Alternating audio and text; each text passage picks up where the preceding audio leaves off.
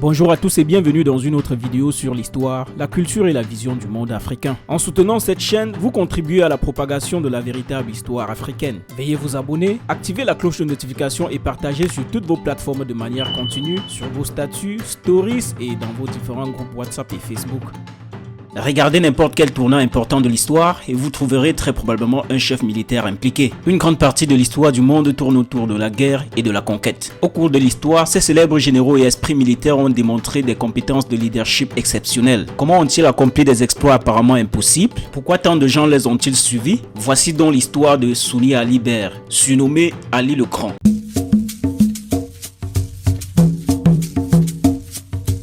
Au début du XVe siècle, l'Empire du Mali est en pleine décadence. Ruiné par de médiocres souverains et incapable de résister aux agressions extérieures, il perd le contrôle de ses régions périphériques et se réduit peu à peu au Manding, où il est né 2 siècles plus tôt sous l'impulsion énergétique de Soundiata Keita. La ville de Tombouctou est prise par les Touaregs en 1433, avec la bénédiction de l'aristocrate musulman de la ville qui a fait tôt de se rallier aux vainqueurs. Ceux-ci oppriment la population songaï qui n'en peut plus. Mais la délivrance arrive pourtant en 1468, quand Sunni Ali Ber, dit encore le Chi Ali, prend la ville et libère le peuple dont il est le souverain. À partir de son accession au trône en 1464 jusqu'à sa mort en 1492, Sunni Ali va transformer le petit royaume de Gao, qui s'est émancipé progressivement de la tutelle du Mali, en un puissant empire édifié au prix d'incessantes expéditions armées. Sunni Ali était un dirigeant africain qui a fondé l'empire songaï au XVe siècle. Il était le souverain héréditaire du royaume de Songaï qui existait depuis le XVe siècle et était centré dans la ville de Gao, sur le fleuve le Niger dans la partie sud-est de l'actuelle République du Mali. On sait presque peu de choses sur les débuts de Ali, qui a reçu le titre de sunnite ou si lorsqu'il est devenu roi de Gao. Sauf qu'il a grandi avec le peuple de sa mère, la Sokoto Faro, dont il a maîtrisé l'utilisation de la magie et des pouvoirs. En vieillissant, il vécut avec le 10e chef de Gao, son père, Madogo. Madogo était également un bon chef militaire et il a enseigné à Ali des compétences magiques. Et au moment où Ali est devenu si ou encore roi, il est devenu un expert à la fois en combat et en art magique. Après que Sunni Ali soit monté sur le trône héréditaire de Gao en 1464, il a transformé le royaume de Gao en l'empire de Songaï. Même si le peuple songaï était une minorité numérique dans le nouvel empire qu'il a créé, à son apogée au milieu du XVIe siècle, Songaï était le plus grand empire de l'histoire de l'Afrique de l'Ouest. Pour établir son empire, Sunni Ali s'est servi de sa cavalerie bien armée qui était très efficace. Son armée avait aussi une infanterie. De plus, Sunni Ali a développé une marine puissante, une flotte de navires pilotés par des pêcheurs Sorko, qui sont des personnes qui avaient fondé le Ghana. En 1468, il chasse les nomades Touaregs de Tombouctou. En revanche, sa conquête de Djenné, bien que prolongée, fut moins violente. Utilisant la marine et les engins de siège, il a mis 7 mois et 7 jours pour achever le blocus de la ville. Djenné était le pendant méridional de Tombouctou, car c'était le lien entre la ceinture soudanéenne et la ceinture forestière. Après 1480, Sunni Ali avait établi son empire et intensifié les campagnes militaires contre les peuples nomades qui menaçaient la base économique de l'empire. Les Touaregs qui menaçaient Tombouctou ont été harcelés. Les Moussis qui ont saccagé la ville aurifère de Ouangara ont également été harcelés et repoussés dans leur patrie de la Haute-Volta entre 1483 et 1486. Les Peuls ont été également repoussés dans leur territoire d'origine dans le nord du Niger, de la Guinée et du Sénégal. Ali a étendu ses conquêtes dans toutes les directions au cours de son règne, mais il a continué à entretenir une forte rancune contre le chef Touareg Akil, qui avait fui après l'effondrement de Tombouctou. Akil s'était enfui à Walata et il mourut en 1480. Parce qu'une grande partie de la puissance militaire d'Ali résistait dans sa marine, la ville isolée de Walata posa des difficultés particulières. Ali avait conçu un plan audacieux pour construire un canal entre le lac Fagi Beach et Ouattara pour envoyer sa marine à l'assaut. C'était la moitié de la taille du nouveau canal de Suez.